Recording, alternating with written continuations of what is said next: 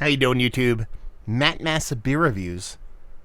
Back with, honestly, I'm not going to lie to you, the coolest label I've ever seen on a beer before.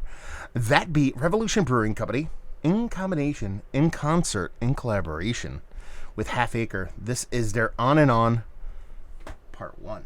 Look at how cool this motherfucking label is. I can't peg the artist. I've seen the artwork. It's like almost like the same artwork you kind of see from Where the Wild Things Are. That, to a certain extent, if they had a baby with Little Big Planet from PlayStation, it's just, there's all kinds of crazy shit going on here. There's a little frog dude over here, a little partying, morel mushroom partying it the fuck up. A little skull monkey guy thing over here. This dude's human fingers. I don't know what's going on here. It says On and On Part 1. This is an Imperial Rye Porter. Asian bourbon barrels. God, this is crazy beer. This is such a cool fucking can.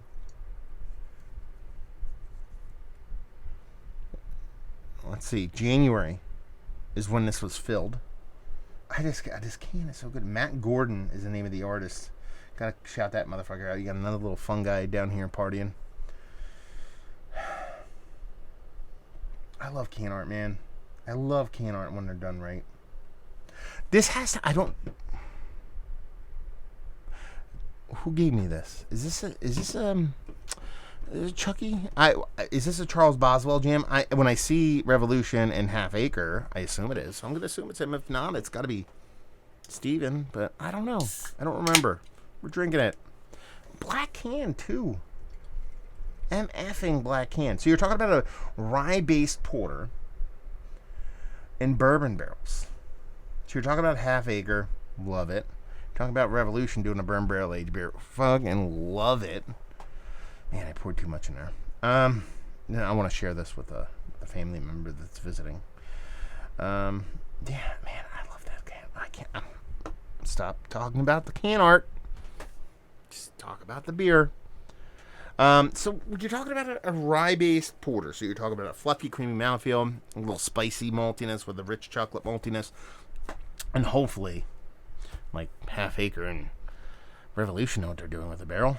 A nice barrel presence with a nice spirit involved. So almost 2 fingers, infinite creaminess. Kind of expect that from a porter-based kind of barrel-aged beer. Not a barrel-aged beer, but a porter beer. And just a thick darkness. Yeah, it's getting nose.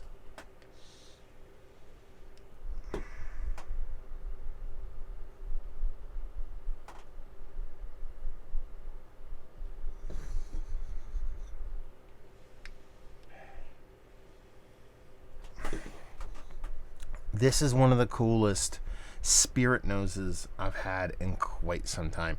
There's this super cool, like, jammy bourbon thing going on in here that is cherry jam bourbon.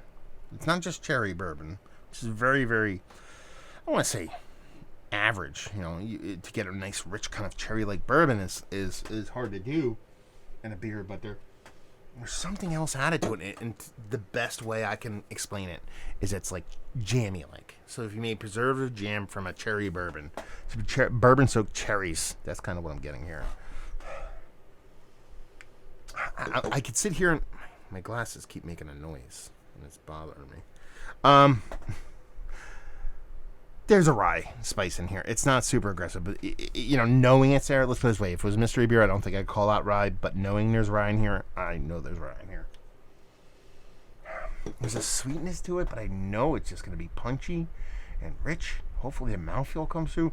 I mean, the spirit is the star of the show here. Beyond that, rye spice.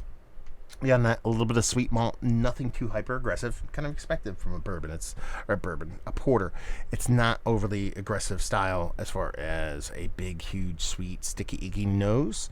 You're talking 14% though. It smells spirity in rye, but not like anything hyper aggressive. No heat there, no burn. I gotta dive in. Cheers.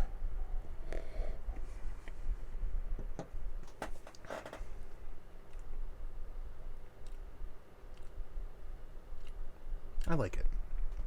It's hot. There's a heat to it.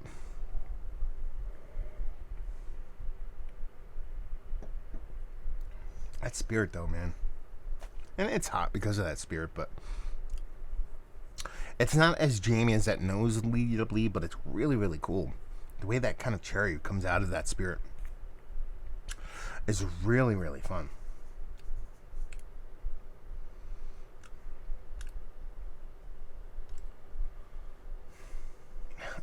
Matt Gordon. I love you. Matt Gordon. Sorry, Jetsa. I think Matt's taking the mantle as far as my favorite beer cans. I just love this goddamn can. Hey, to Chicago, folks. What are you going to do? Yeah. So, it has that super soft, fluffy, creamy, a porter mouthfeel you come to expect from a porter. But it's 14%, so I'm kind of impressed. It's an overcarbonation thing that's really doing it there. But I think it makes sense in a porter, so it's not like, and to me, it's not overcarbed. It's aggressively carbonated, let's put it that way. And when you talk about being bourbon barrel-aged beer, you get even more impressed about the mouthfeel and carbonation from it. That spirit leads the way. It is a bit hot, 14%, half a year old, no shit Sherlock status. It's not aggressively hot to the point where the beer is not fun. That rye spiciness is actually probably the most sturdy part of the beer, because that sweetness kind of wavers. The mouth feels nice, but it lingers after the sip.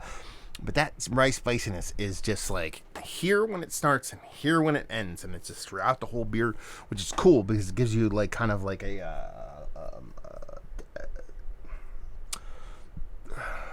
point of reference for the whole beer.